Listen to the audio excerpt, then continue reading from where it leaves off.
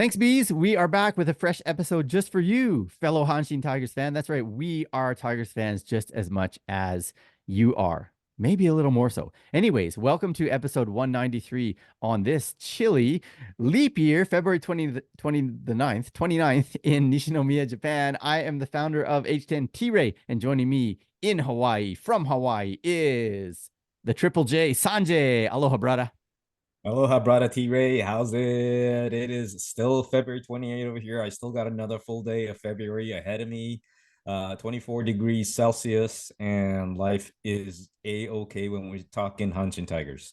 Awesome. And same with me. Whenever we're talking HT, I'm in a good mood. So let's enjoy today's episode. Actually, it's been less than 2 weeks since the last episode. And the reason that we are coming to you right now is because I just got back yesterday, actually, from Okinawa, where the Tigers were camping. And so I'm going to give you my fullest, my best camp report during the hot Woohoo! topic. Yes. Woohoo! Sanjay, you I'm ready? so jealous. I'm so jealous. I'm so looking forward to listening to your stories. Come on, it's going to be fun. Hopefully, you can live vicariously through me as we get into the show. But right now, let's hit it up right away. It's time for some rumors and news. So I say this, and I know that most of what we say here is going to connect to the hot topic as well, because all the rumors and news were about things that happened down in Okinawa. And that's what we're talking about later on. But let's look into a few of these, just based on some of the articles that Sanjay and I have read over the past week or 10 days. And we'll start with our boy Maegawa, third year out of high school, correct? That's right, Maegawa. And Maegawa Ukyo, he is a left-handed hitting and a left-handed throwing outfielder. Looked really good in his limited time last year, but also has kind of been a little bit prone to the, I don't know if it's growing pains, but injuries. But anyways, it has been said by our manager that he has got a legit shot at that opening day starting job in left field this year. Pretty good. Awesome. And it has to do with the fact that Sheldon Noisy is not doing that well. So Right. it's not like he earned it all on his own. It's not like Sheldon messed up, Right. but the opportunity's there. Right. And he's jumping at it. And here's an interesting thing about the Tigers and especially their history of drafting high school graduates at positions as opposed to pitchers. Very few have success. Very few. So I was reading a book, and in that book, they said, do you know who the last Hanshin Tigers players are who reached the 500 career hit mark coming to the team out of high school? There's been only three in the past 40 years, we'll put it that way. I want to say it's someone like Hamanaka, no? He's one of them, yes. And then Shinjo is another. Injo, yeah. And then the most recent one would be Sekimoto. Right, okay. So they're drafted out of Totally high makes school. sense. They got over the 500 hit mark. How far do we have to go back to find someone who reached the 1,000 hit mark with the Tigers being drafted out of high school? How far? Past my date of birth. So Oh as far man. as the draft date, Kakefu Kakefu. Yeah. is the last high school graduate drafted by the Tigers to get the 1,000 career hit mark. And you'd Mhm. think, with these guys being drafted younger, they would have a greater shot at reaching that 1,000 mark. But that's just how much of a dry spell the Tigers have as far as the draft and picking up those super young guys. And we have a ton of young guys in our system, man, out of high school. Like I was thinking about that as I was at camp. I was like, man, we've got probably almost 10 guys playing positions that were drafted Yeah. from high school. Right now, none of them are regulars. Like if you look at the guys that were on the Nippon Ichi team that contributed big time, Mm-hmm. they were all drafted out of university or the industrial leagues. Industrial leagues, yeah. Yeah. Yeah. And that's just how difficult it is to project at from the high school level. It's such a crapshoot, right? Yeah. But you look at other teams and you see some teams really have a good track record, or maybe not percentage wise, but I hate to mention the G's right off the top, but Hayato Sakamoto Mm-hmm. and Kazuma Okamoto are both high school grads, Mm-hmm. superstars on the team, Yeah. position players, tons of hits. You look at the Swallows and they've got Tetsuto Yamada and Munetaka Murakami, right? Also super True. studs straight out of high school. True. So, I think it maybe depends on the team. It depends on part of it is the ballpark too, I think, right? You can't Yeah, really ask for more hitter-friendly ballparks than those two. And when you're a high schooler and you're in a pitcher-friendly environment like the Tigers are in, it might be harder just to crack the roster because you don't have your body hasn't filled out the way the older guys have. And that stands out more when you're not in a hitter's park. true. But that apparently is starting to change, and that the high schoolers have way more developed physically than in years past. So that might be the gap might be narrowing there. I sure hope it is. And maybe it starts with Maegawa. We're going to talk more about some of these players, probably the next episode or the one after when we start talking a little bit more about the Tigers and who's the projected starting lineup on opening day. But yeah, we've got guys that are fighting for those positions. And I'm just waiting for one of them to come out. And finally, we'll be able to stop saying, the last time we had a good high schooler come in and fill one of our positions was the Yeah. 20th century. Like, enough. We need a 21st century guy to come in and do it. So here's to that, Maegawa. All right. Go, Kyo. So as I said, or did I? He was named co-MVP of spring training, and this is one of those things that I like to throw shade on because who cares? I don't care who Mr. February is on this team, and honestly, come April, nobody else cares either. Yeah, but Okada has always asked this question, and he has to have an answer. So, Yes, you know, better to be selected and mentioned than not. right, right. So Maegawa got it as far as position players, and as far as the pitchers go, it went to, I think he's also third year I out think of third year, university okay. though. And an Okinawa boy, right? And an Okinawa boy. Yeah. So he was playing fairly near his hometown. And that would be Hidetaka Okadome, right-handed side armor. And he'll be coming in out of the bullpen. He's not projected to be a starter, but apparently this is the year that he is going to be coming out and possibly even staying on the top squad. Like he's looked that good. And he cracked the top squad at the end of last year. Got his cup of coffee. I don't think he was on the postseason roster, was he? I don't believe he was, I don't remember but him playing. he's got a funky delivery. So Mhm. he provides a different look Yep. from the million lefties that we have. So it's all good. Yeah. Well, I mean, as long as he comes out and gets outs, that's the point. Mm-hmm. Side note, I love saying out because it brings out a little bit of my Canadian accent, doesn't it? All Forget right, about it. let's move on to the next bit of news. So tomorrow, and that's another Canadian where they're not tomorrow, but tomorrow. Um, as far as I know, our high schoolers that we drafted this past fall, remember they're still in high school because the school year in Japan ends in March, and ashita, I'll say it tomorrow, will be their high school graduation ceremony. I believe that tends to be the standard here in Japan, March 1st. And so Shuya Yamada and Aoi Momosaki are official graduates as of probably by the time you get this podcast in your ears. So congratulations to them. Woo! Congratulations. Well done. And I'm going to assume that the university grads as well, if they haven't already had their ceremony. Actually, I think that's around mid March. So we're looking at like Shimomura and the rest of that crew. Um, Ishiguro and Tsuda were all, or no, Ishiguro was a industrial league. Tsuda was university. Who Mm. was our fourth round pick? Oh, that was never mind. That was a high schooler. Yeah. So those two guys, and then I think Kane as well. Kane, I think, is graduating from university like in the weeks to come as well. So let's move on to Kane then, because Kane Fukushima, our second round pick in the development draft. In other words, he is the least heralded by draft position, anyways, of our picks, correct? Yeah, the almost the equivalent of the Mr. Irrelevant that they talk about in the US with the NFL and so on, like the very last pick of the very last round, something like that. That type of thing. But our guy has actually made a name for himself because of the name that he was given by his mom. And we've talked about this a bit on previous shows, but why don't you fill us in on what that has developed into in recent days? Yeah, so well, first of all, he actually been performing pretty well on the field, which is definitely the key ingredient in all of this. Absolutely. Um, he has been hitting the ball, he's been fielding the ball well. Okada is really high on him and saying that we're going to keep using him in defensive replacement situations going forward, and we'll see if he can earn himself double digits instead of triple. Yep. But because his mom was a big fan of Kane Kosugi, the son of Sho Kosugi, Hollywood actors of Japanese descent, action stars, etc.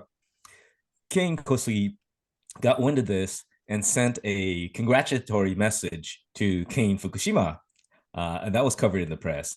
And it wasn't just the old hi; it was like, I've learned that you got your name. You were named after me by your mom, and I'm very honored and I'm very pleased. And I hope you have a fantastic career. And a lot of us will probably remember Kane Kosugi from his um, TV commercial for Lipovita D. Fighto Ipatsu. So that's how he ended his message to Kane and said he wants to be there when Kane is playing, and they'll have a double Kane appearance at the ballpark. And he seemed to know quite a bit about our Kane as well because he talked about his height. He said, I know that you're known for your speed. And so it wasn't just like he heard the name and said, oh, interesting. He actually looked him up and learned a bit about him when he sent this message. Yeah. Totally, yeah, he knew exactly what he was talking to. Yeah. Which I thought was pretty cool. And so we're rooting for Kane all the way here. And we're going to start calling him just Kane. So you might even forget that he is Fukushima. That's his family name. But on that note, here's our last bit of R and N for you. Um, the official Hanshin Tigers Oendang Hitting March Committee released an announcement on, I think, the 22nd of February. And they said, from this day forth, when we root for Kane from the stands, we're not doing our Katobase Fukushima or whatever they say, Hashire, Hashire, Fukushima. It's going to be Katobase Kane. So he's going to be called Kane from the stands as well. Works for me. And on that note, they also announced some other changes. So our ace lefty, or one of our ace lefties, what a great uh, thing to have. One of our ace lefties. Anyways, Yeah. Masashi Ito is not going to be called Ito, but rather Masashi when we call out and cheer to him as well. That's what actually I believe the coaches call him that these days too. Masashi. Yes. And we Yeah. do have another Ito anyways. I mean, he is a development player and he's not up to too much, but nevertheless, Ito is a very common name. So it will be nice for him to just be called Masashi. Other ones, we already mentioned this guy at the top of the rumors and news, but Maegawa will not be Gambare Gambare Maegawa, but rather Ukyo. So he's going to be called by his first name as well. And I love that. I hear it, in other teams when they do their cheering from the Oendan. I hear a lot of guys being called by their first names, and I like it. I think it's great. Yeah. And in addition to that, particularly for Magawa, because the pronunciation of his name is not what you would normally expect it to be. It's not Maegawa, it's Maegawa. And not everybody gets that right. So let's just not deal with the uncertainties and just say Ukyo. Nobody Right, gets that wrong. right. Okay, and then they also announced what are we going to be yelling out to the new acquisitions, including the draftees. And so, real quick, Shimomura will be Shimomura, Shiba will be Shiba, Yamada will be Yamada, Momosaki will be Momosaki, Ishiguro will be Ishiguro, Tsuda will be Tsuda, Matsubara will be Matsubara, Urushihara will be Urushihara, but Gera will be Javi. Javi Guerra. Welcome, Javi. Yes, indeed. Welcome, Javi. So that is what you should be paying most attention to. I hope you took notes because I'm not repeating this. I kid. When you get to Koshien and you're cheering and you hear other people, just don't be surprised if you're like, wait, what did they say? And I don't understand because I thought he's Maegawa. Well, how come I'm hearing something else? It's because they're calling him Ukyo. Okay? All right. So, what's that sound? Did you hear that? All right. We're coming in with some import reporting. So we're bleeding again a little bit into the hot topic because some of this is based on my observations of these guys down at camp. Um, but I'll throw in some anecdotes to make it more interesting later on. So first, Sheldon Noisy. I did catch him playing catch on the sidelines while the team was doing some BP and other stuff. He was there doing, it wasn't quite long toss, but it definitely was, not just a casual catch. Like he was actually working on throwing a fair distance and trying to throw, straight as opposed to lobbing the ball to his catch partner. But I also did notice that he was kind of shaking out his arm after he threw, which to me indicates he still has some discomfort left in his right elbow. It's interesting that he is more able to throw than he is to swing the bat, though. That said, he did take BP right after Oh, that. okay. Yeah. All So right. he threw for several minutes and then he took some BP, some live BP. It wasn't just with a machine. It was actually a pitcher. And I didn't see him do particularly amazing things, but I mean, again, this is kind of the beginning of camp for him in some respects. Yeah. Yeah. So, and as we said earlier, like Maagawa looks like he's very keen on taking that position from Noisy. And that's not to say, don't hurry back Noisy, but at the same time, like, don't rush back is what I would say. Right.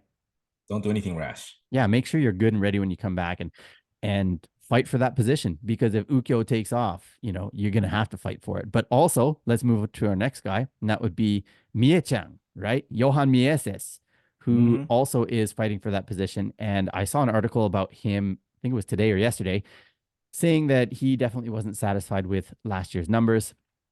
He wasn't able to pick up on the timing of other teams' pitchers, but he's definitely a little bit more, how can I put it? I guess he knows what he's getting into this year as opposed to last year, maybe. So I'm hopeful that we see better numbers as a result because he knows more what to expect. Right. And I think he also knows that those same numbers aren't going to earn him a third year back with the team. True. He does Right. probably.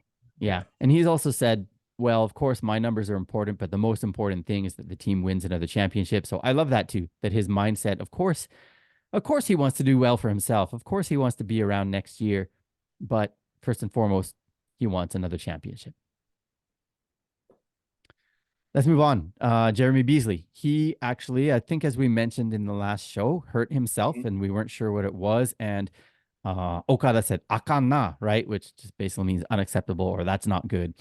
Um, so he's down on the farm. I actually got to see him on the farm, and we'll talk a bit more about our encounter another time. But he did go to the bullpen, and I actually didn't follow him there, so I didn't see if he threw like a full proper bullpen.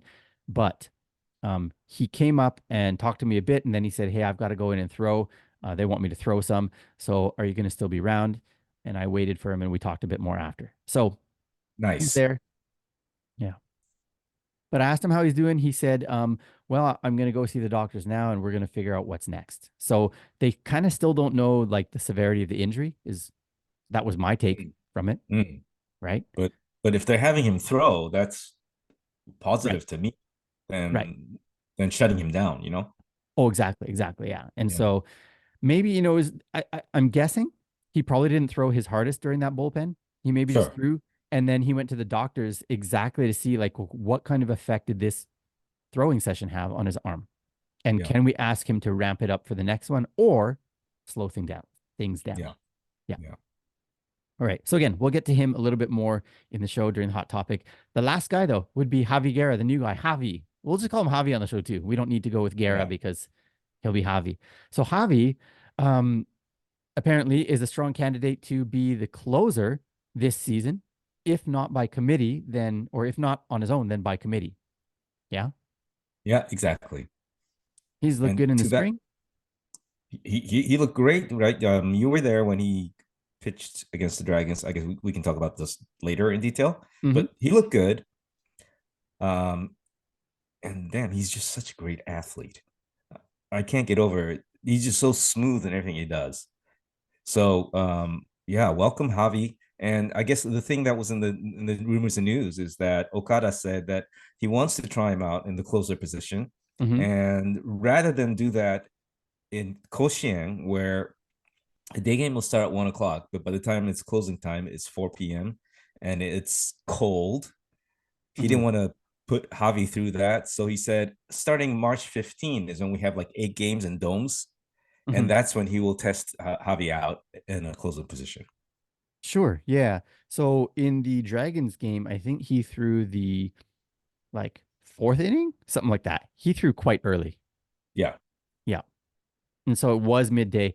And we'll get to this in a bit too, but it was cold that day and it was just getting colder as the game went on. So I'm glad they used him early as opposed to later. Really, by I the ninth see. inning, it was freezing. And that sounds Wow. weird for Okinawa, but it Yeah, it was. does. Yeah, Yeah. So there's little, on the ground coverage that you wouldn't catch from the newspapers. exactly. Well, let's jump right into the recap then, since we're on the topic of that game. Hit it. So there's really not a ton to recap here, Sanjay. I mean, we had the three games over the long weekend, right? The 23rd, 24th, and 25th. Hmm. There might have been a practice game before that or two. I don't even have notes on those because I was busy doing the Japan Ball tour. So do you have anything to tell about those couple of games? I think we hosted them both, and one of them was against a Korean team. Actually, they didn't air those here, Okay. or I wasn't able to watch them. So no, I don't have anything to report. Then we pass over those, but just know that the team did play a few home practice games that don't count in the standings. And who cares about the standings anyways? And especially now that our team is 0 and 3 after the three games on the weekend, which actually count in the preseason standings. You know, at the end of the preseason schedule, they will announce which team won the preseason schedule, got the what do they call it, open saying Yusho, Right. but it doesn't that doesn't go in the history books. And there also, I guarantee there'll be articles saying, well, you know, of all the teams that finished last in the preseason, only one has ever won the Yusho of the regular season. Or what, like they'll mention whatever. I don't know if that's the fact, but they'll mention those facts there as well.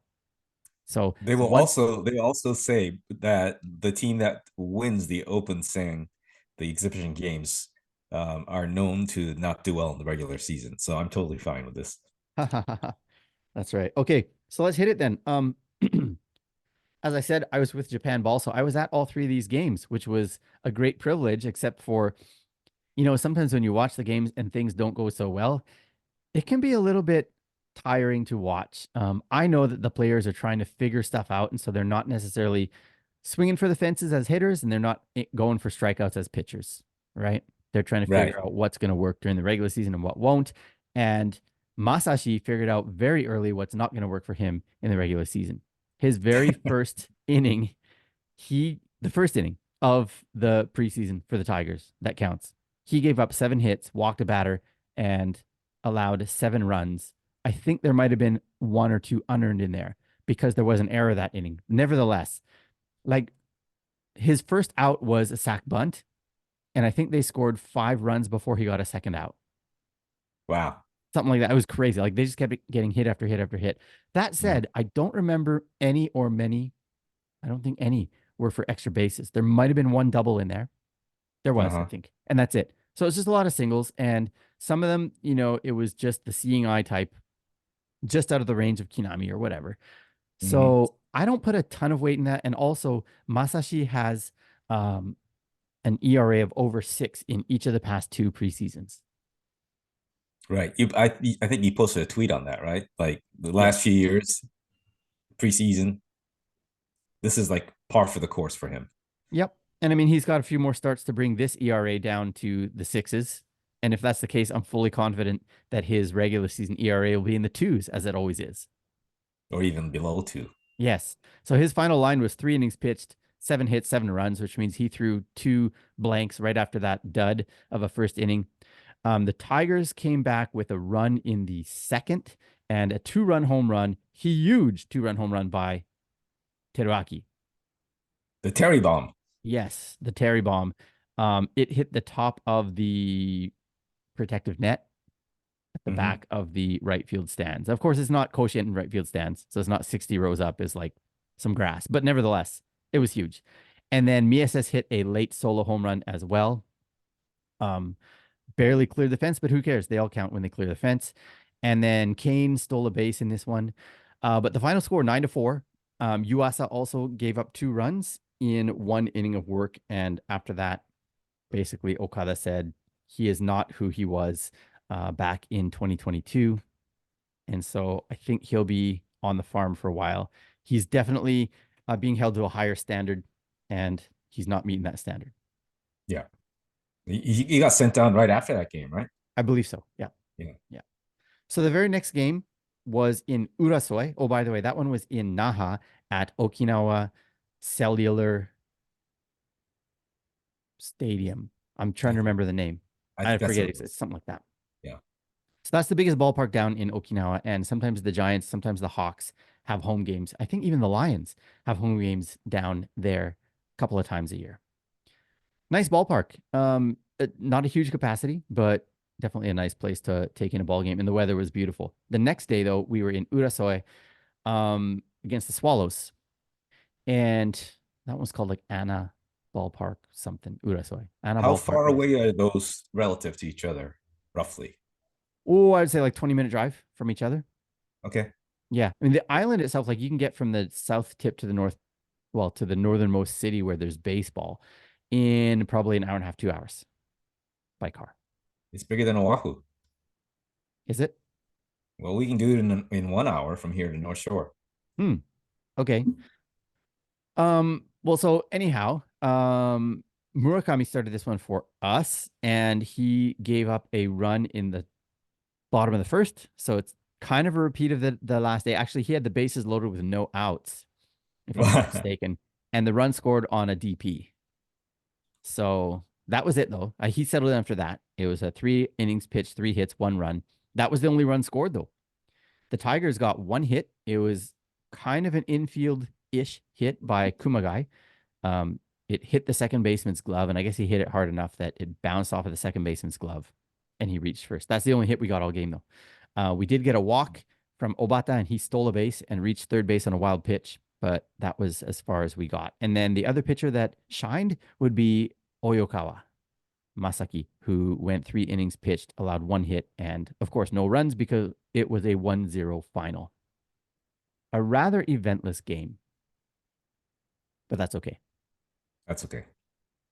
And then Sunday, the 25th, we move up the island a little bit further to Chatan, to Agre Field, I think it's called.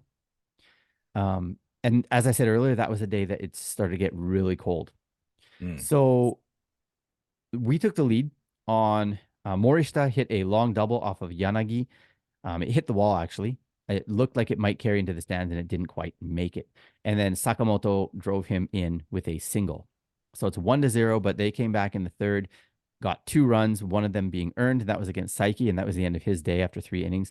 And then Ishii in the fifth inning, I believe it was, gave up 2 runs in his 1 inning of work. We got clean innings out of Javi, Hamachi, Shiba, and Okadome. There you have it, 4-1 loss. So the team is 0-3. Who cares? Not me. We don't care. We don't care. The pitching sounds good. The bullpen sounds good. I wanted to see more hits. That's all. Like, of course, you come there to see the bombs. You go there to see, guys wreaking havoc on the base paths. And we didn't get too much of that, which is unfortunate, but meh is all I could say. All right. Well, that does it for the recaps, actually. We do have some preseason games coming up, but that will either save for the predictions to tell you the schedule, or we won't mention it at all. And you can just go check out the H10 website for that schedule. Let's get into the hot topic. So Sanjay, camp is over.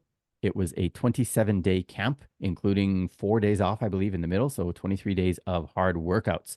February 1st through February 27th.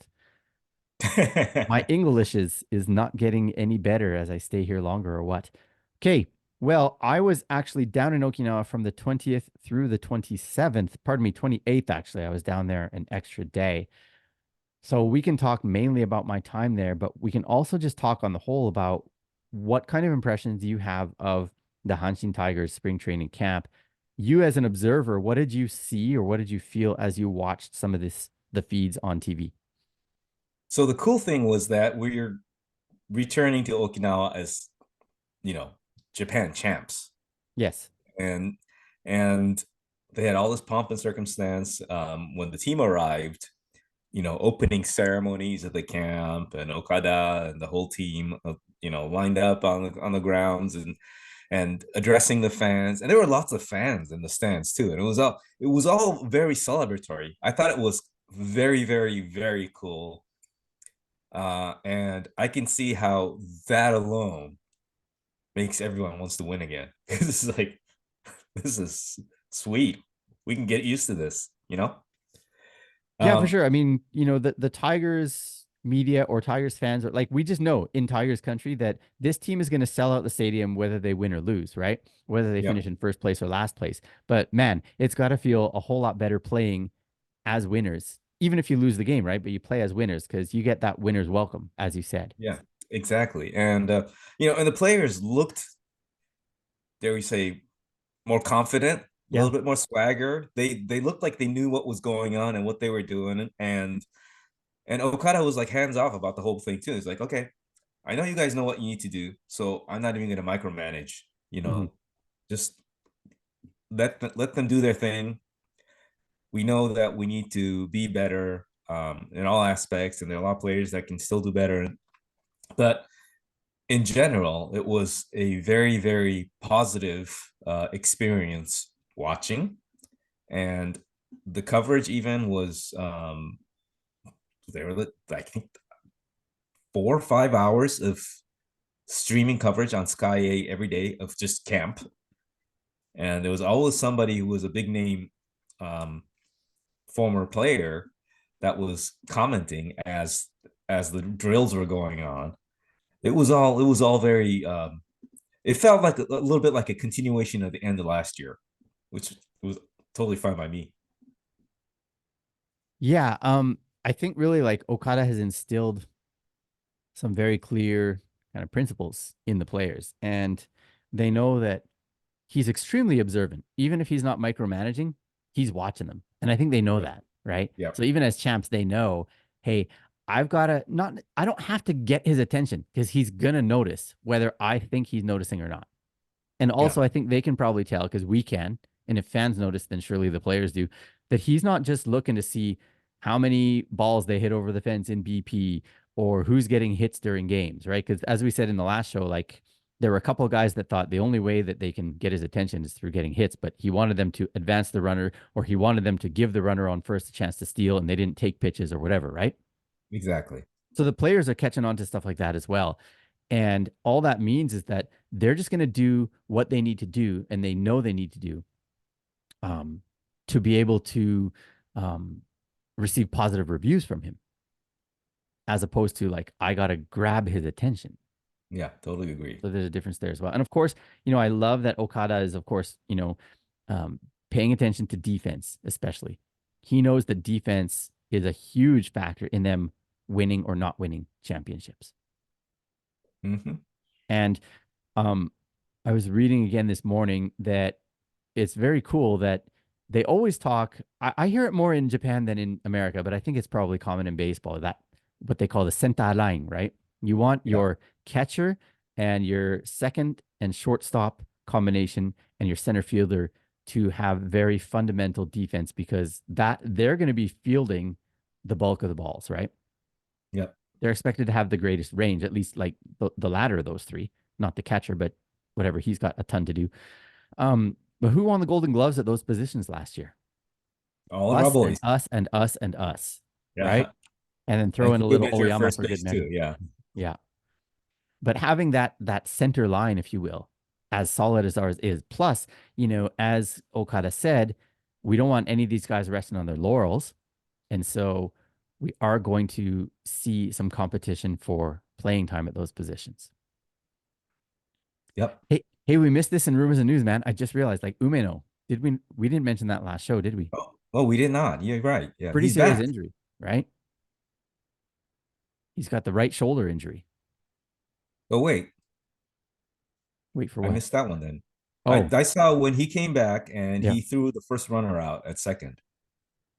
Yeah, he did, but he also had a serious shoulder injury. And he may not be ready for opening day. Like it looks like it's pretty serious. Oh, sorry to hear that. So I'm concerned not only about him personally, but then we also have Nagasaka apparently has a bit of an injury. We mentioned that last time. Nakagawa got hurt during camp as well. So that's three catchers down out of seven, right? They only Hmm. got four, and you want to keep three on the top squad. That means you only got one healthy guy down on the farm, or what? You know what I mean?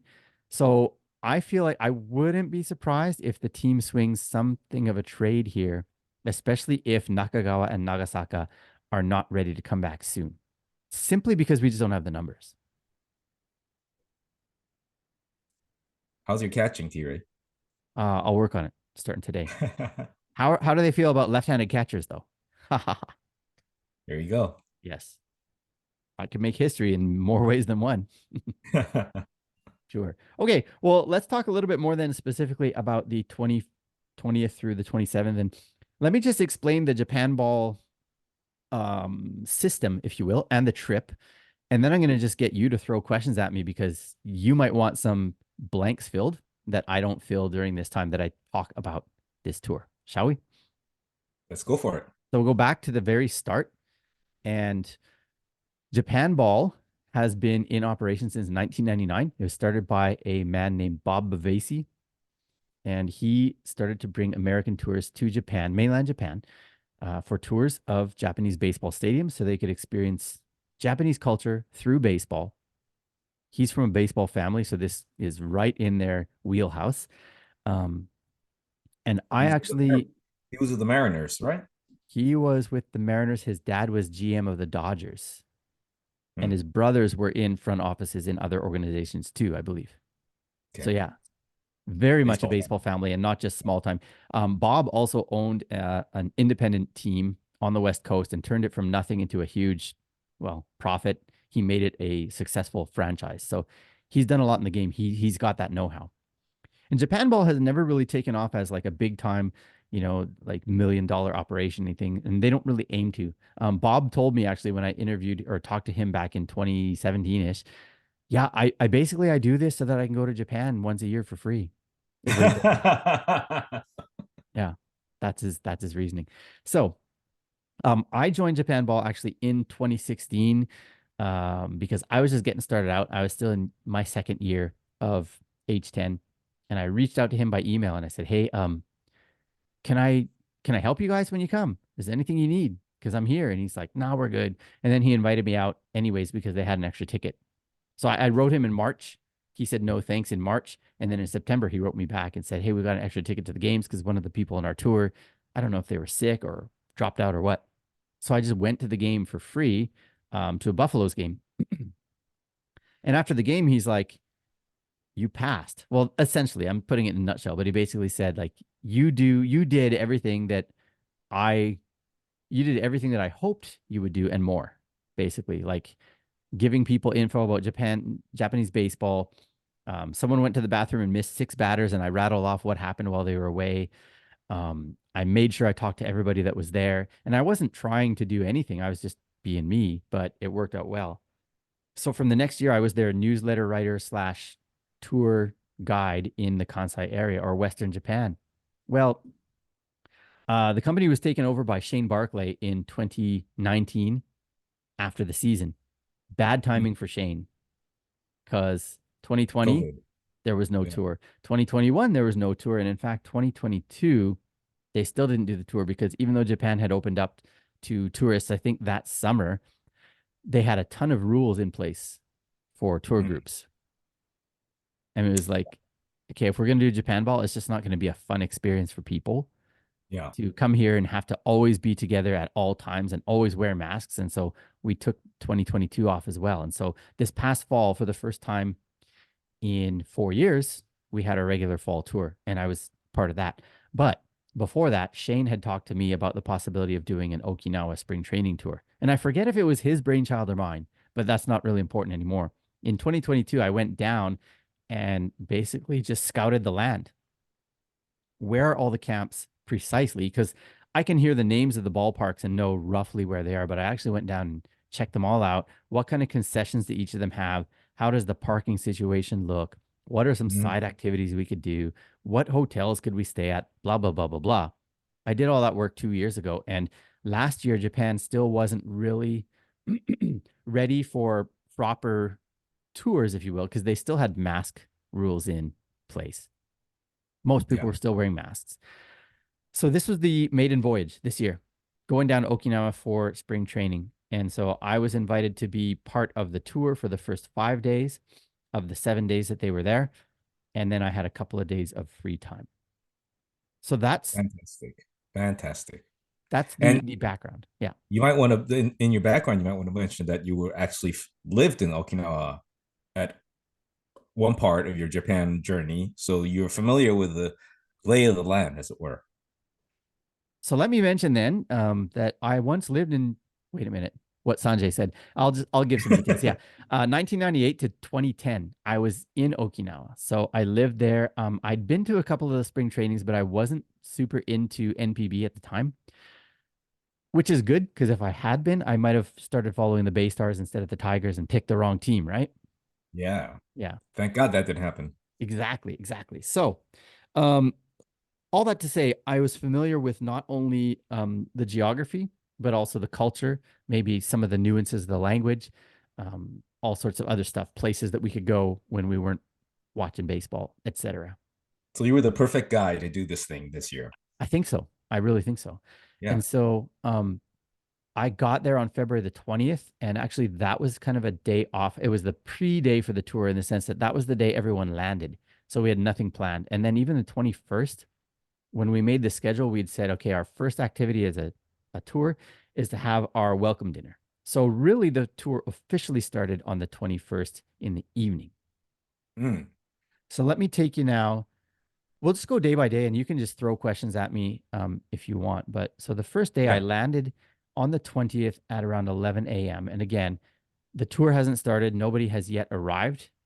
Me and my co-tour guide, Fuji, not Fujinami, um, we hit the Good ground clarification. Yeah. and then he said, listen, I'm the main um, tour guide. He was kind of the operations guy. So he Okay. said, I'm staying at the airport and I'm going to make sure everyone gets on the right bus or taxi or whatever. And I said, Oh, well, what do nice. I Okay. do? Because I was kind of answering him. I said, what do I do? And he said, well, just go back to the hotel and at some point figure out how to get from the hotel to the Dragons ballpark and to our happy hour location. And that's coming later, but just to make sure we have the quickest way to get there without getting lost. Okay, anything else? No. All right. So basically, the 20th is a free day because Right. I know where our hotel is basically. I know exactly where the stadium is, and I can find the pub on Google Maps, and then I can just walk it in 10 minutes from our hotel. So Oh, very essentially, cool. like Very convenient. I have like 20 minutes of work on our first day, basically. Nice. Yeah. So what do I do? Well, as you know, Sanjay, my buddy Yamamoto-san, um, honestly, like I could do almost a whole episode on him, but he's the guy that first covered me in daily sports 6.5 years ago. Yep. So we've been friends ever since. He's kind of a freelance journalist, and he was down at the camps. And so he was on his way out that day on the 20th. And he said, hey, I'm here and I'm leaving at 5 p.m. Do you want to meet? And I was like, yeah, sure. So he came to the airport and met me. And then we weren't really sure what we were going to do, but he goes, yeah, I've got a friend who does the salary evaluations for the Chiba Latte Marines. Oh, okay. Satenin in Japanese. Sake. So the Yeah, yeah, sate yeah. is basically like they're observing everything and they're checking boxes and keeping track of what player will be owed what amount the next season. Right. And this At is season's this end, is when they do where contract negotiations, it's yeah, his and this data is that where they count things like how many walks you've had. yeah, or even like situations like what Okada was saying about those guys that wouldn't take pitches when they're supposed to. So they'll even look at Exactly. detailed stuff like that. Hmm. Not like can you follow orders, but did you contribute to other players' stolen bases or to other players' whatever, right? Yeah. So if you hit a ground out to short and a run scores, well, it counts as an RBI. Or even okay, let's even say like a double play that scores a run. Like on your Mhm. stat sheet at the end of the year, that looks like garbage. But if you really needed that run, the Satenin is there to say, you did that 3 times during the year or whatever, right? Yep. Okay. So he's got a buddy on the Marines doing that job. And so he goes, do you Nice. want to go down to the camp and meet him? Well, of course, right? So we do that. Sure. We Yeah. get down there. It's down in Itoman, which is south of Naha Airport. If you Hmm. watch Karate Kid, that's where they say Kadena is in Karate Kid 2. That's not where it is. Not where it is. Um, Okay. little side note for any Karate Kid maniacs out there. Um, so we get there, we meet the guy, and I get this hat. Cool. Raise it a little higher. Yeah, nice. Thanks. Yeah, I'm not looking at my own video. So yeah, so he gave us the hat. We talked to him a little bit, and then he had to go get some work done. He was going to spend more time with us, but he didn't. So me and Yamamoto-san went to the stands and watched the Eagles versus the Marines in just a practice game. Now, Nice. Roki was not pitching, so that wasn't the point. We just wanted to kind of watch a bit of baseball, talk a bit of baseball. And Yamamoto-san is kind of looking around the stands and going, hey, I know that guy. He works for Sankei or he works for Sanspo or like that guy is, isn't that Iguchi? sitting there, like the former Marines manager. Oh, He okay. was pointing people out in the stands, which is kind of cool. But we also checked the bus schedule and we were like, oh shoot, if we want to get him back to the airport for his flight, we only got to watch like 20 minutes of baseball just because of the Mm, infrequency of buses. right. Whatever, didn't matter. We went back to the airport and then I took a shuttle bus from there to Chatan to our hotel. Very Um, cool. Checked in the hotel and just kind of walked around again. I confirmed some places and then I went out for dinner with a buddy. End of day one for me. That's it. Very nice. Yeah. Day two was the 21st. As I said, most people on the tour arrived on the 20th, but they arrived quite late at night. But we, as Japan Ball, gave them an optional extra day of the tour. So this was not planned or required, Hmm. but we realized that Sasaki was going to be pitching on the 25th in a game against whomever they were facing that day. Right. And we were not scheduled to go to that game because we bought our tickets for games well in advance. We had no idea of anything, but the Sure. news Yeah. came out that that's the day he was pitching. But we also knew the Marines had a practice game Hmm. at the Dragons ballpark in the afternoon, Of the which, 21st. Yeah. yes, which Sasaki would not be pitching in. Hmm. Therefore, where would Sasaki be the morning of the 21st? At the camp. Yes, working out, but not everybody's there because most of the guys are up in Chatan at the Dragons game getting ready. They're doing their Right. warm ups and BP and everything there, right? Right. Right. So what happens is we go down to Itoman, to the Marines camp, to see if we can find Roki. We found him. There were maybe a dozen and a half pitchers Mm, and very few position players, at least where we were checking things out. So we got to see Roki, stretching, warming up, playing catch, doing some fielding simulations, stuff like that. We just basically followed Sasaki around for like an hour or two. that's cool. How Yeah, close did you get to him? not close. And there's a couple of reasons. A, he's Sasaki. Sure. But B, um, the Marines camp is not set up so well to get a ton of autographs or to meet a ton of players. Ah, okay. Because an area is fenced off that they are in, and I think the players' locker room or change room was within the ballpark, so they don't Mhm. actually come out to where the fans are standing around or whatever. Right, right, right. Now, like I said, I was there the day before when the Marines were playing the Eagles, and the Eagles Right. change room was in the like gymnasium across the way. So the Eagles players Okay. were walking to and from the actual park. Uh-huh. So if I had been around with a marker and with whatever for them to sign, I probably could have gotten some Eagles autographs. But as I said, I was only there for like a half hour. So that day, Roki never came out to see the public. We did get to see him relatively up close. Like people with good cameras got good pictures of him. I'll put it that way. Yeah. Yeah. I saw the posts on Japan Ball. Okay. Yeah. So if you're not a follower of Japan Ball, now's as good a time as any to plug that.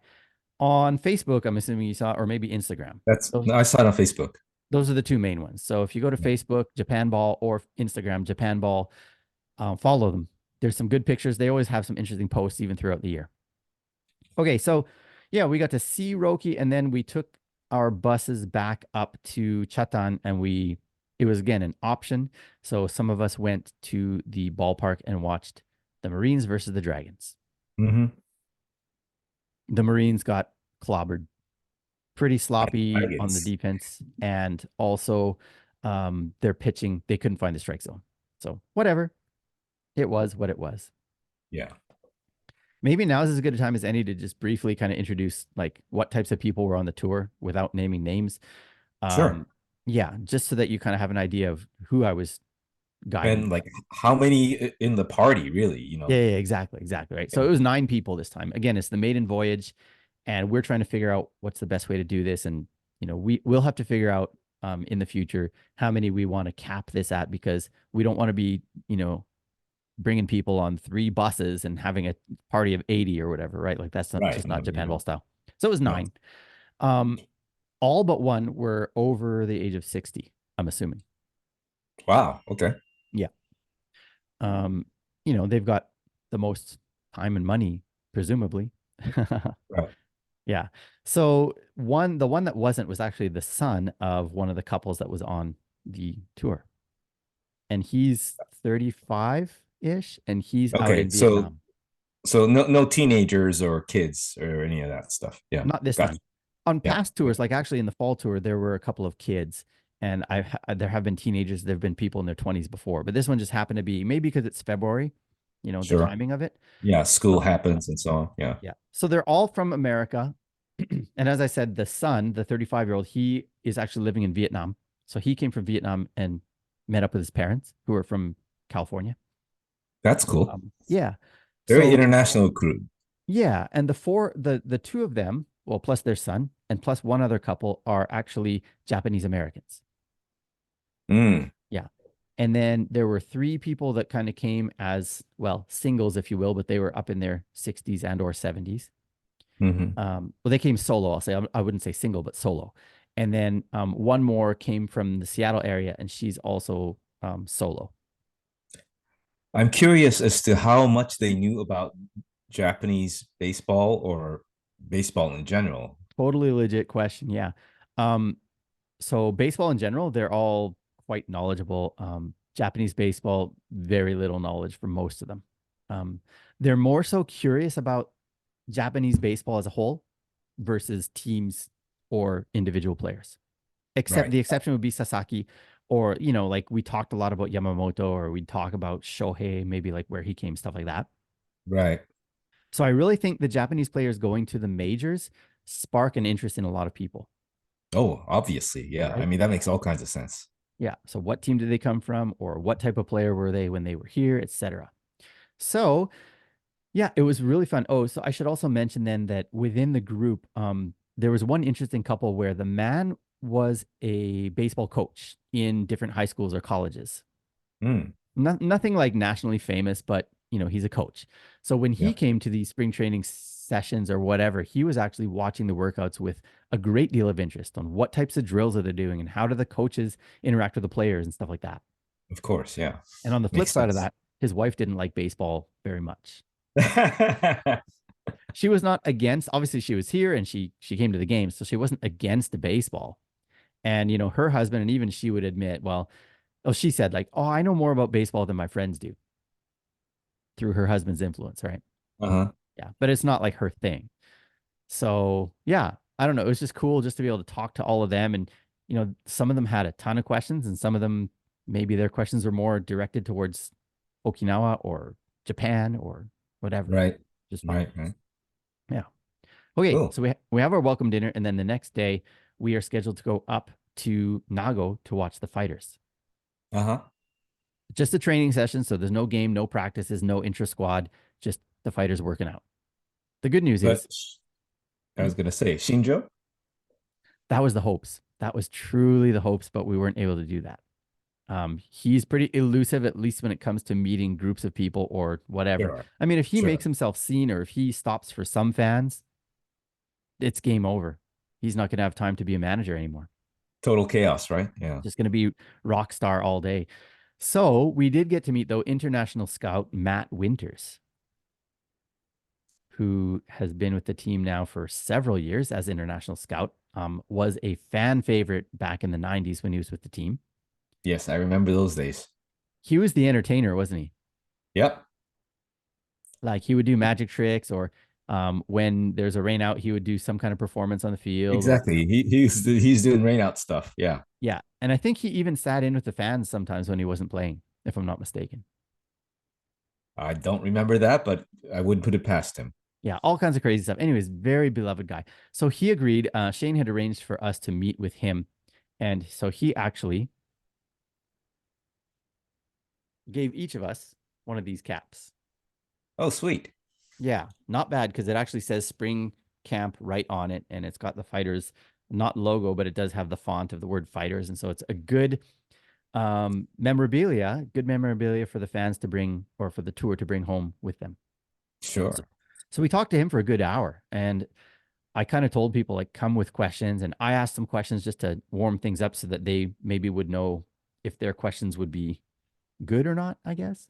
Uh-huh. But Matt was just so um sorry for my vocab, but just very talkative, like in a great way. Yeah.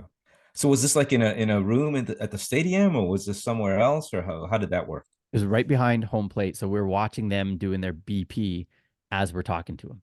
Oh, sweet. Yeah. You're And one right of the there people on the in the tour, elements. sorry, one of the people on the tour is a Washington Nationals fan because she lives in DC.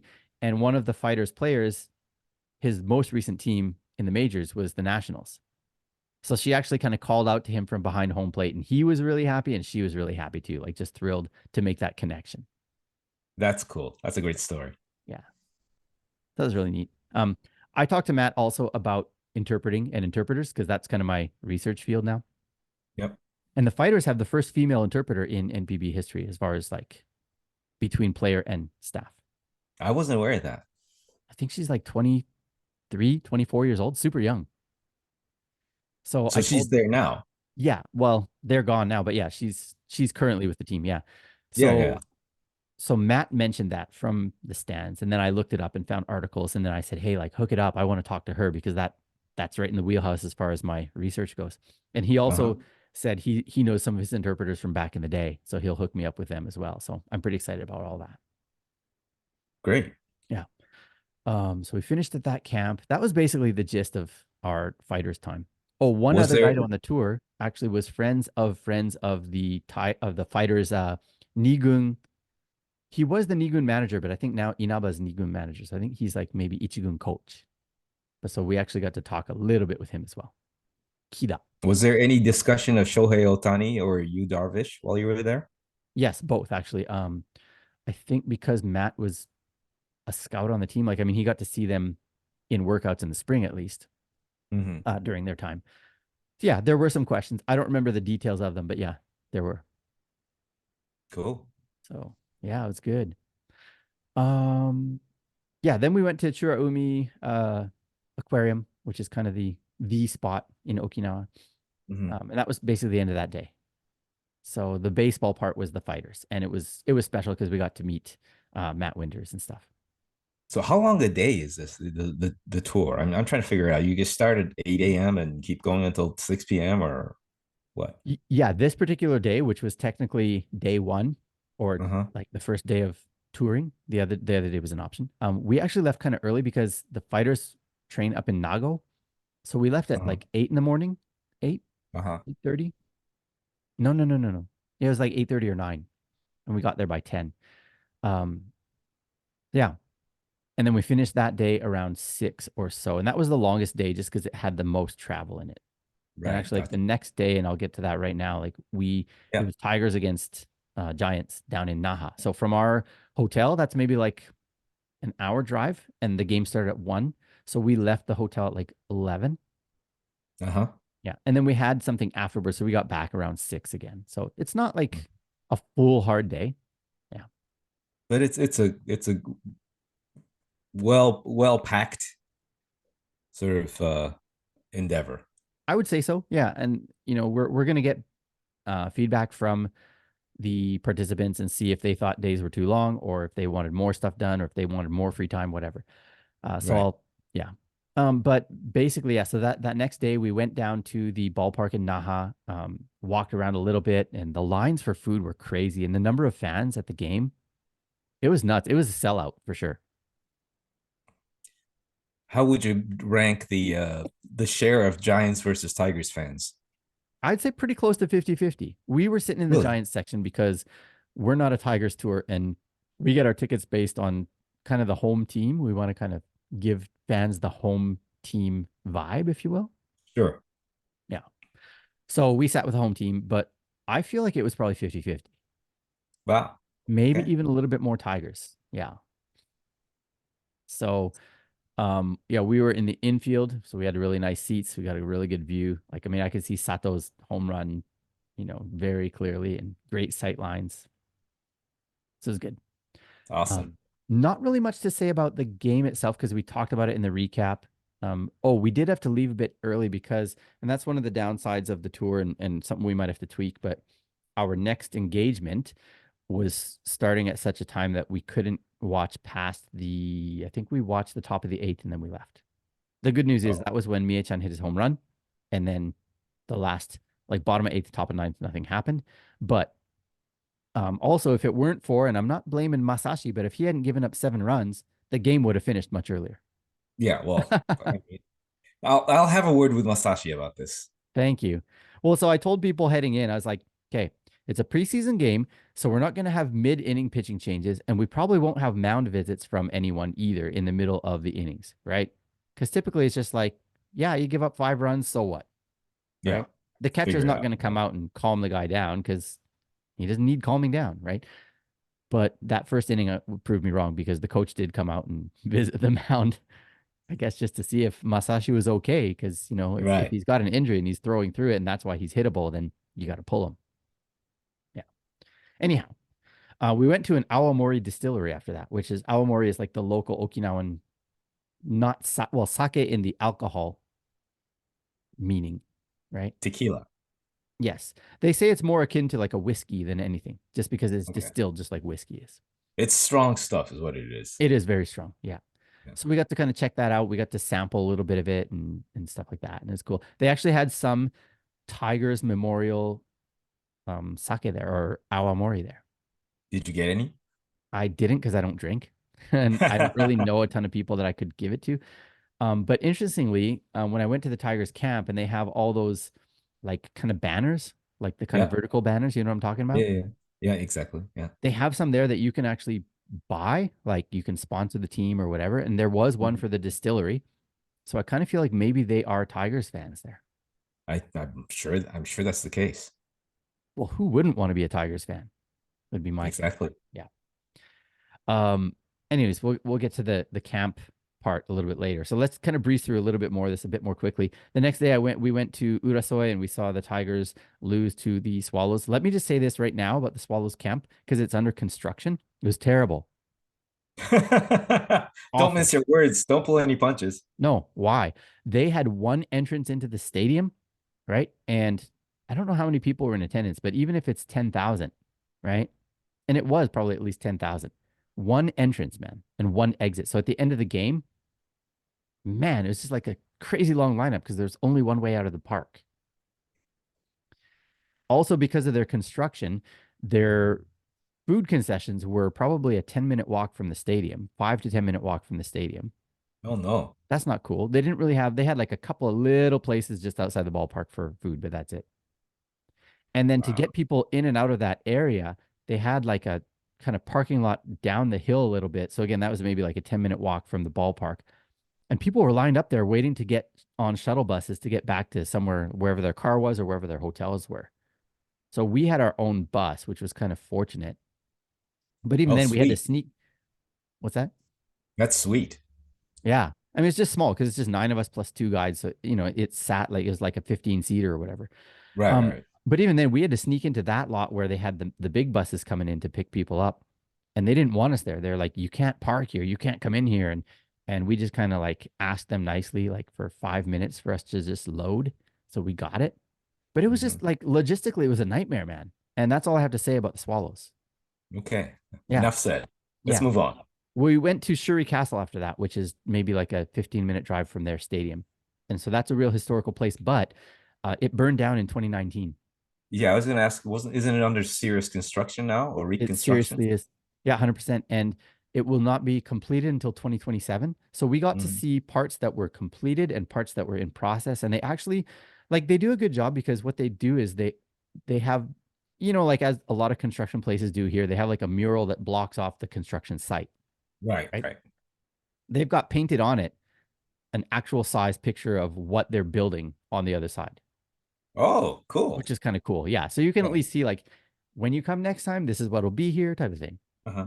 Yeah. And they also had these little like not quite workshops, but almost like you could see workshops. You could see like, okay, well, this is how they're gonna piece together the wood for this part of this wall or whatever. This is what the pillars are gonna look like, or this is what the roof tiles look like. And you could actually see the stuff they were working on, which is kind of cool. And this is the whole we don't use any nails or bolts or anything like that thing, is Right. it? Yeah. Precisely. Yeah. Yeah.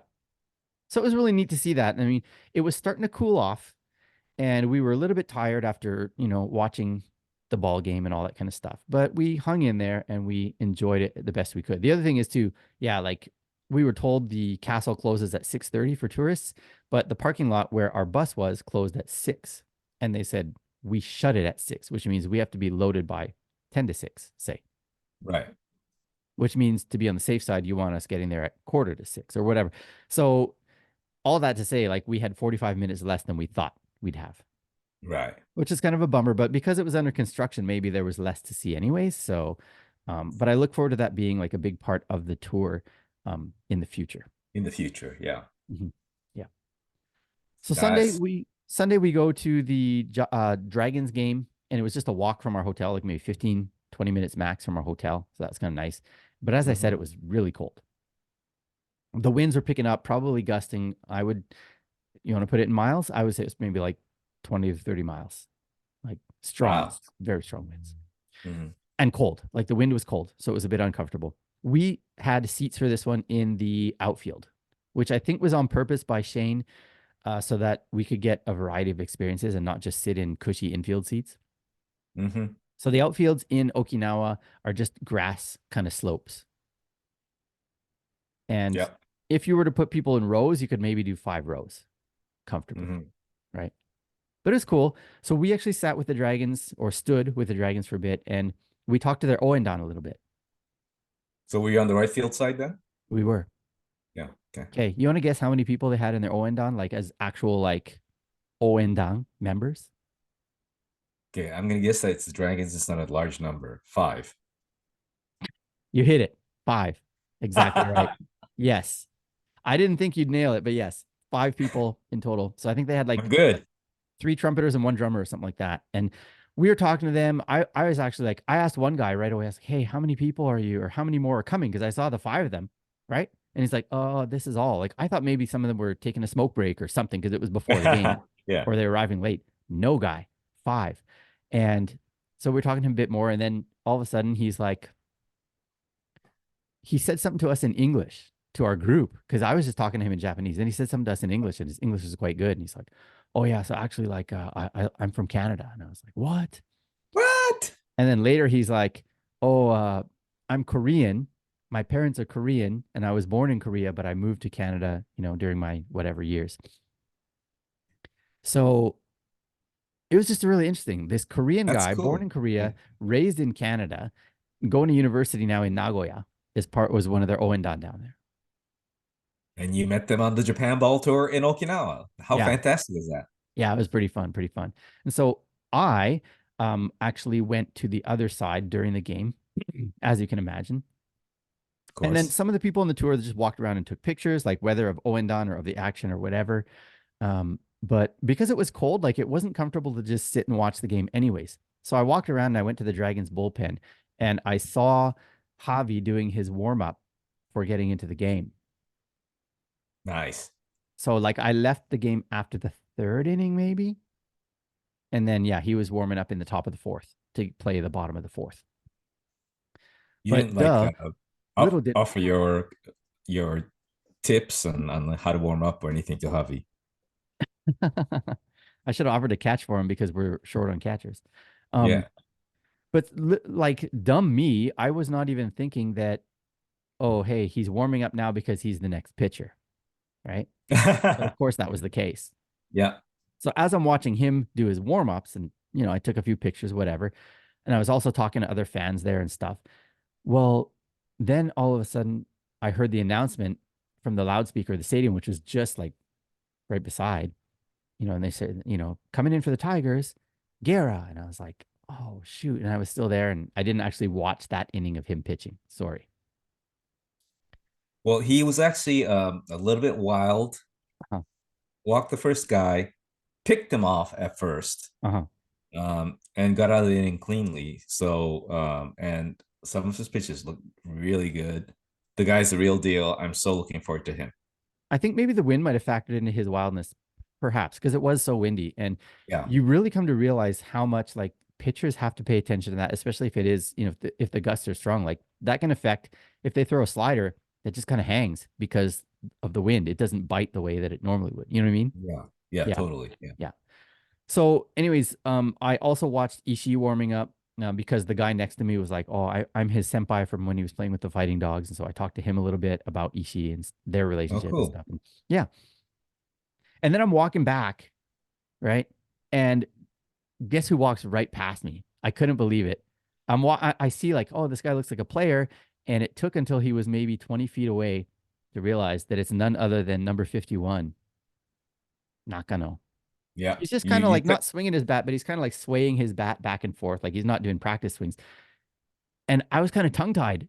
And I think I was the only fan around. So if I had asked him to sign or take a picture, he might have, right?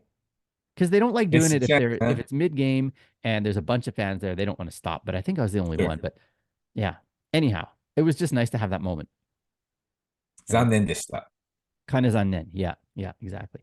Oh, but then also, I ran into some fans that we'd seen the previous day in at the Swallows game. So I sat and talked with them a little bit as well. Tigers fans. Tigers fans, yeah, yeah. Yeah. Um, and then what was something else that happened there? I And forget did you again. say somebody recognized you and said, "Oh, you're that guy"? Oh, yeah, that was at the Tigers camp on a later date. Oh, okay. I think. I think. I think it happened a couple times. But anyways, we'll get to that in a bit. So that was that though. The game ended 4-1, and then we went to a pub called Koshien Stadium Okinawa. No, they Super have one cool. of those. Yeah, yeah, yeah. So I thought like, Cool. oh, maybe it's a like, huge Tigers fan. Not the case. Actually doesn't like Japanese pro ball that much, or doesn't follow it, I should say. Um, what it is this guy um pitched at Koshien, playing for like Okinawa Shogyo Koko or something like that, Okay. right? Okay. So he's got a scoreboard up like up on his wall as kind of decoration, like a replica or simulation of the Koshien scoreboard. And it shows Like the the game he Okinawa pitched team in or losing something. 11-8. So I was like, and I didn't know his story yet, but of course the people on the tour were like, "What's the deal with that? Like what game was that?" And I go, "I have a hunch that probably the owner of the bar pitched in this game or played in this game, Mhm. and that's why it's up there." And I was almost dead on. He didn't pitch, but he was like the center fielder for the team that lost. But he said, "I kind of got my high school dream come true, right? I got to play Yep. at Koshien. Yep.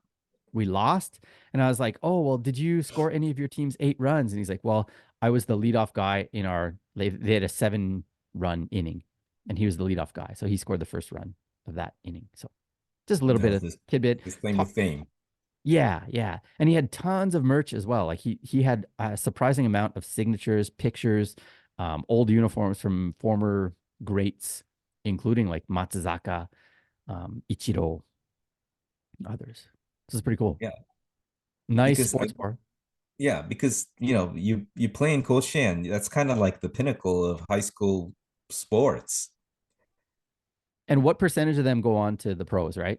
Like And two? that for many people, yeah. So for many people, that's their claim to fame. Yes. Well, and it's an instant way to make connections or make friends for the rest of their lives. Sure, Right. yeah. Yeah. So he's got this bar. So it's pretty cool. And then I left the tour after that. So that was the end of my time. They had 2 more days, but they Mhm. used another kind of guest tour guide, and that's fine. That gave me a chance to do what I wanted to do, which was going to be the main topic. And now we've been talking for like well over an hour.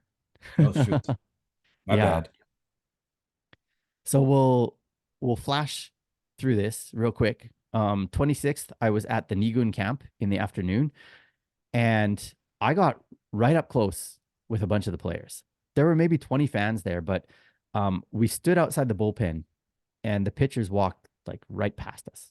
And I promise Nice. you, like I'm looking at our roster here, and of the pitchers that were at the Nigun camp, let me just name some guys that I was right up close to. Some of them I got pictures, some of them I got autographs, some of them I might have talked to a bit.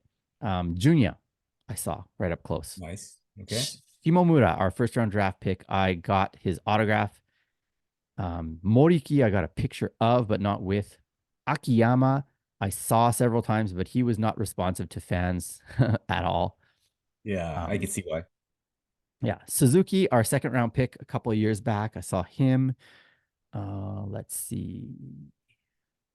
Trying to look for more Nigun guys. There weren't that many Nigun guys, but Tomida, I got pictures of him signing other people's stuff. Uh-huh. I think we saw Ishiguro. We saw Yuasa. He did not respond to anybody the whole time. He walked past us like 3, 4 times. He did not respond. Okay.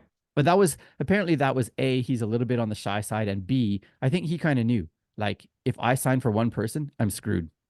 Like, Yeah, and not to have a big head about things, but he was one of the more famous players at the Nigun camp. sure. Yeah, I totally understand. Yeah. Excuse me. I think we saw Tsuda. We saw Iwata. We saw Ogawa. We saw Matsubara. We saw the other Ito. Although we didn't recognize him until we looked up his number because he literally has not even played in a Nigun game yet. Uh-huh. I think we saw Kawahara there, or I saw him the next day. We saw Takahashi Haruto, and we saw Ren Sato. So basically, I saw every pitcher. You saw everyone. Yeah. Yeah. Awesome. And I skipped Beasley because that's kind of the main one. Yeah, yeah, yeah. I kind of mentioned a bit earlier in the show. So he comes walking up from their change room or resting area, whatever, right? And everyone's like, Bizuria, Bizuria, whatever, right? And I was like, hey, Jeremy, what's up? Do you remember me? And he's like, of course, man, of course. Came up, shook my hand. We might have done the man hug. I don't remember. But like the fans that were around me were just like, their jaws were dropped. They're like, what's going on here, right? Sure. Yeah, of So course. then after he walks in and like I said, he was told like, I've got to go throw. So are you going to be back later, right? After he left, like all the focus was on me. Who are you? you Right. know? Exactly. Yeah, Yeah, yeah, yeah. yeah. So that was kind of fun just to kind of get that bit of attention. But I just got to talk a little bit about like, they also asked me like, what did you say to him or, whatever. So So it was kind of you fun. got to you got to like hold court a little bit and Kind of, explain yeah, what's going on. self-promote a Yeah. little bit too. Yeah, yeah. Yeah. Good, good. That was nice. So we stuck around there and I kind of befriended some of the people, just talked to them a little bit more, and it really reminded me of why I love sports so much, like just that building of community, you know. Mm. I got to talk to them, find out which players they liked or where they're from or how old they are. Or like there was like a girl that was 14 years old, 13 years old, and she was like probably the most aggressive as far as calling out to the players, which I thought was really cool. Maybe that comes with being a girl still and not being an adult, right? Sure. Because I did mention to you, like as a guy in his 40s, like I feel a little bit weird asking 20-year-olds for their autographs or for pictures with them, even if they are baseball players, Yeah. because they're young Yeah. enough to be my son. So, anyways, Yeah. that was that. We also went a little bit to the field, and so we did see some of the players. Let me just name some of the names of guys that I saw. Um, we I don't think I saw any catchers. Infielders, we did see Toy and Endo. I saw Endo up close, pretty close Uh-huh. up. I got a picture with Yamada. Yeah. Momosaki walked right past us just before Yamada. Again, these are the two high school grads. Momosaki got almost zero attention, and Yamada got all the attention. Maybe because he's a very handsome man, young Yes, man. he is. Let me You tell shared you. the picture on H10, right? Yes, I did. I did. Yeah. Yeah. I think I just saw Takatera taking batting practice, but I didn't actually see him up close. For outfielders, I think I saw Itsubo a little bit close up or closer up. I saw Shimada taking bunting practice. Yeah, exciting, right? I saw Toyoda up close, and that's it for the position players. So yeah, I did get to see a lot of guys though. Cool. I highly recommend if anyone goes to Okinawa, go to the farm camp because you'll get super close to the players, and because most of them are not big time stars, like they're pretty cool with signing autographs and stuff. Yeah. So, side note, and this is actually rumors and news in a way. So, as Takahashi Haruto, one of my favorite pitchers, was signing an autograph for me, I actually just asked him, or I said like, "Hey, everyone's looking forward to you coming back," and then I Yeah. just asked him like, "Hey, how are things going? How does the body feel?" And he said, "Mada mada desu." So he's saying like he's not ready yet. Oh, really? Yeah, but it was nice to hear that frank answer. You know what I mean? Sure. He Sure, didn't try to sure. Yeah. hide anything, and so I mean, yeah. But it was cool to actually say something and be responded to by him, which is kind of cool. Yeah, Yep. happy with that. Okay, so that was the end of the camp day. And the last day I went up to the main camp because it was the last day for that camp. And I definitely wanted to make sure I could see it. So I get in there and I parked kind of far away because I'd heard a lot of rumors about the parking being really hard to find. Yep. And so I found a spot and it said general public parking and it wasn't like paid parking. So I was like, I'll just park here. And then I had to walk like 5 minutes to the facilities, whatevs. Um, and yeah, I walked past the what they call the subground, right? Where they just do Sure. practicing. There's no BP there. And I saw Obata taking special fielding practice in the morning. This is like 9 o'clock. ish, maybe before 9. Hmm. So for those of you who don't know this, like there are reporters there that are counting how many balls he fields. So I Yes. saw like he took 167 grounders before practice started. He took 167 grounders. So there's your news on Obata. But I got to see him kind of up close. When they leave that sub ground or that practice field, they actually walk pretty close to fans, and there's a good chance to get autographs if they're responsive. But let's Hmm. remember, as we said earlier, they are the Nippon Ichi team. Right. So yeah, And there's horde of fans all around. yeah, exactly. And if they stop for one, they're stopping for ton. So Right. I don't think he stopped. And then later at that same general area, I did see a couple of the pictures running. One of them I posted on Facebook/Instagram, and it was Name That Runner, and it was pitcher Roy MVP Shoki Murakami. Yeah. Yeah. So he also, what he did was when he finished his jog, he just jogged down where most of the players walk past the fence. He just kept on jogging. And so anytime anyone said autograph, please, like he was just in jogging mode. So he avoided signing anything. Right. Smart. Good move on his part. Yeah. So then I walked in, went and watched some stretching and warming up, watched a little bit of BP or fielding practice, all kinds of stuff, just kind of standard stuff. But when you watch your guys, right, like watching Sato field grounders, watching how Kinami is able to so effortlessly throw the ball to first base, stuff like that, you just get to see it right up close. It's fun. Yeah. Yeah. I got to see like Onodera doing a bit of bunting practice and somebody else around the same time. Well, anyhow, um, in walks Sheldon, Noisy. And I'll kind of just do the Sheldon anecdote and then maybe we can end the show because we're going long. Sheldon walks in, right? And he's with his interpreter. And then after a while, he's playing catch, right? As I said, then he took some BP. And then I saw him walking with his interpreter. And I heard him say something. And again, I'm maybe like 4 rows up in the stand. So I'm Yes. close enough to hear, but not 100%. But I thought I heard him say something like, "Oh, your English sucks anyways," or like, "Can you even speak English?" And he wasn't saying it in a degrading way. It was just, you know, joking around, as players tend to Hmm. do. Uh-huh. But I heard him say it. So I yelled out from the stands, and I didn't care what the Japanese fans around me thought. And I was like, "Yo, Sheldon, if you need an interpreter, I can take over anytime." Right. Well And done, T. then the fans around, like after they walked away, the fans were like, "What did you say?" And so then I had to explain the background of what he said first. Otherwise, they'd be like, "Who do you think you are?" Right. Right, right. So I explained his joke and then I said that's how I responded. Well, anyways, then the players started to kind of clear out a little bit, and me and the guy, the other fan I've been sitting with all day, that I also hung out with at the farm practices. I said to him, I was like, "Hey, I want to go grab some lunch so that I can finish eating and be back for their final, like the Nakano final speech, and then their final yo, right, Right. that they do at the end. Yeah. Ipponjime, yeah. Ipponjime, yeah." So we walk back to the general food area. And this is like my first time seeing the food since 2 years ago or since the last time I was there, which was ages ago. Okay. I'm looking around at what they have. As I'm looking around, in walks Sheldon Noisy and his interpreter, right? So my buddy who I'm with, he's already eaten. He's not super hungry. And so he goes up right away and asks Noisy for an autograph and a picture, and he gets it right away. Nice. Okay. That's the first domino, though, bro. That was the first domino because then Mm. fans were like, "Oh, Noisy's here and he's signing." So Noisy, meanwhile, is kind of like looking around to see what kind of food there is because typically he's not buying his food from there. But it's the last Right. day. I'm assuming that's Yeah. why he's there. He wants to get some fan food, whatever. Local food, yeah. Yeah. So he's looking around at stuff and people are just coming up to him and he's like, "Oh, yeah." And he's kind of looking at the food and he signs, looks for the picture, and then keeps looking around for food, right? This is going on for like 5 minutes at least, if not more. He's Uh-huh. he's trying to get focused on getting food and eating, and he has no chance to do it. Finally, he turns to the fans, and of course, he says it in English because that's all he knows. And he goes, "I'm just gonna grab some food, and then I promise I'll sign autographs, right? So just wait, please. I just need to get some food." So he Yeah. finally lines up and gets a butamang, and I think he got like another like chicken dong or something like that, right?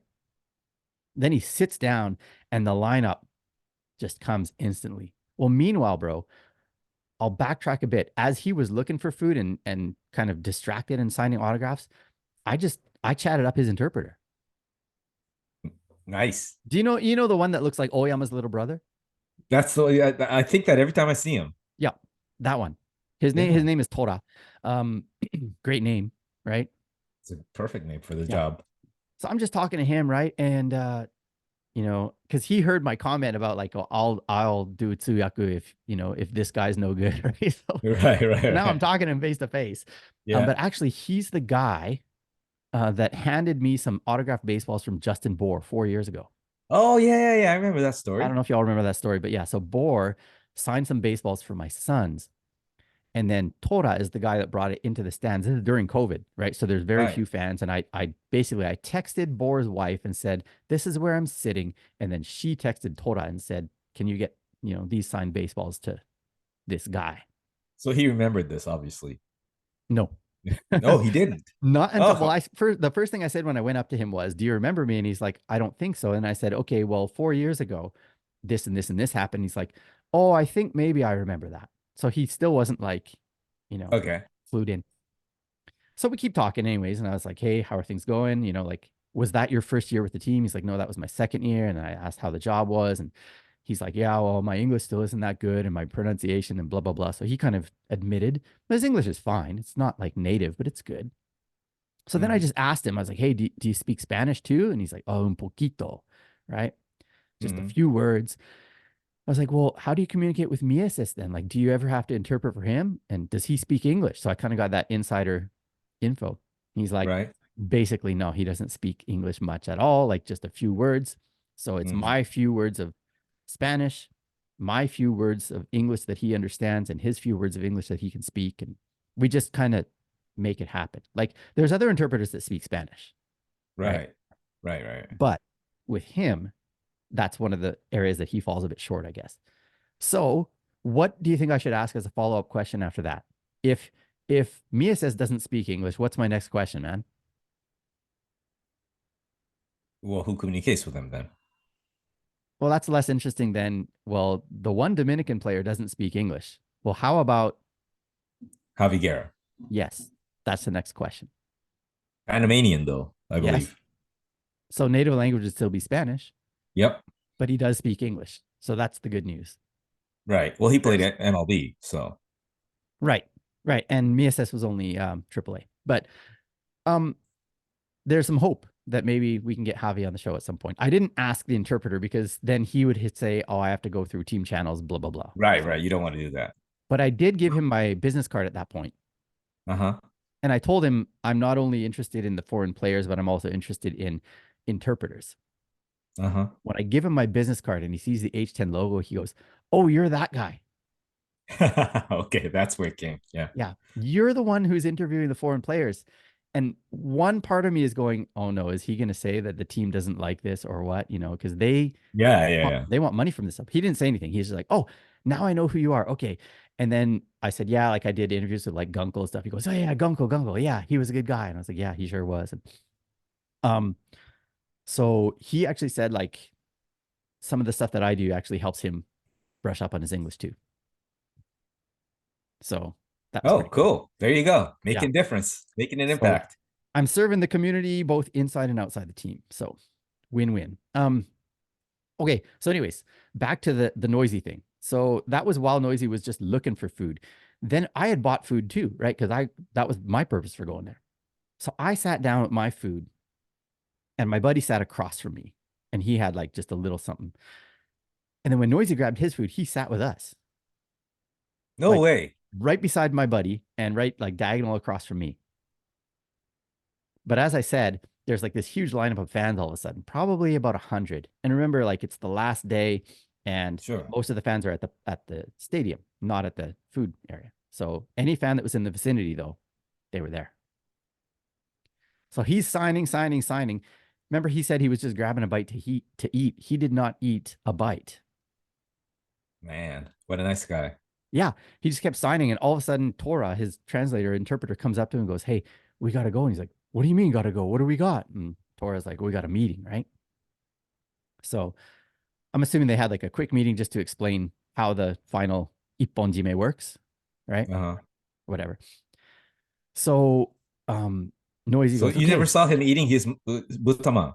no, I'll get to that in just a second too." But he goes to the fans. He goes, "Okay, I only have time to sign three more, and then I gotta go. I'm really sorry." So he signed three. He got up. He grabbed his butaman, and I won't drop the language that he used, but he goes, "How do I eat this? Like effer? Do I just like pound or do I just pound this effing thing in my mouth?" Is kind of what he said, right? I was like, oh, like very, very casual language. But yeah, he didn't know how to eat the butaman, but he bought it. But he said that as That's he's leaving, right? yeah. And I'm sure I'm the only one there who understood what he said besides Torah. Um, well, then one more like female fan, maybe I would guess like 18 years old or so, right? Comes up to him and she's got a ball. She's like, "Oh, sign, please."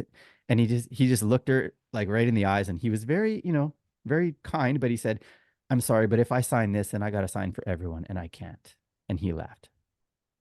So I didn't even get a picture with him. I was assuming too, like, I'll have my time with him because he's sitting right diagonally across from me, and he'll want to talk to me because I'm the only person at this camp that understands him.